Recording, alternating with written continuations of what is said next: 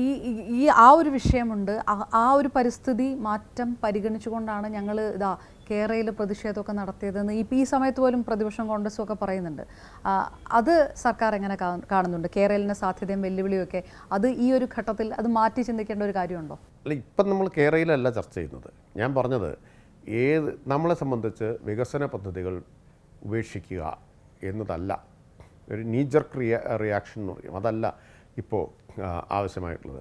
ദുരന്തമുണ്ടായി, ഇനിയൊന്നും വേണ്ട, അങ്ങനെയല്ല. നമ്മൾ ദുരന്തത്തെ എങ്ങനെയാണ് അഭിസംബോധന ചെയ്യുക? ഒരു ശാസ്ത്രീയ സമീപനത്തിൻ്റെ അടിസ്ഥാനത്തിലായിരിക്കണം.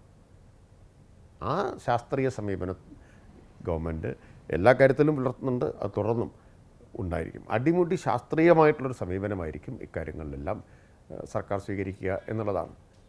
നമ്മുടെ മുമ്പിൽ ശാസ്ത്രത്തിൻ്റെ അറിവുകളൊക്കെ ലഭ്യമാണല്ലോ, ആ അറിവുകളെ ഉപയോഗപ്പെടുത്തുക എന്നുള്ളതാണ് നമ്മൾ ചെയ്യേണ്ടത്.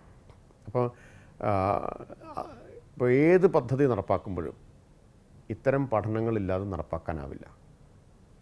അപ്പോൾ അതുകൊണ്ട് ഈ പദ്ധതികൾ ആകെ ഉപേക്ഷിക്കണം എന്ന വാദം അത് വളരെ ബാലിശമായിട്ടുള്ള വാദമാണ്.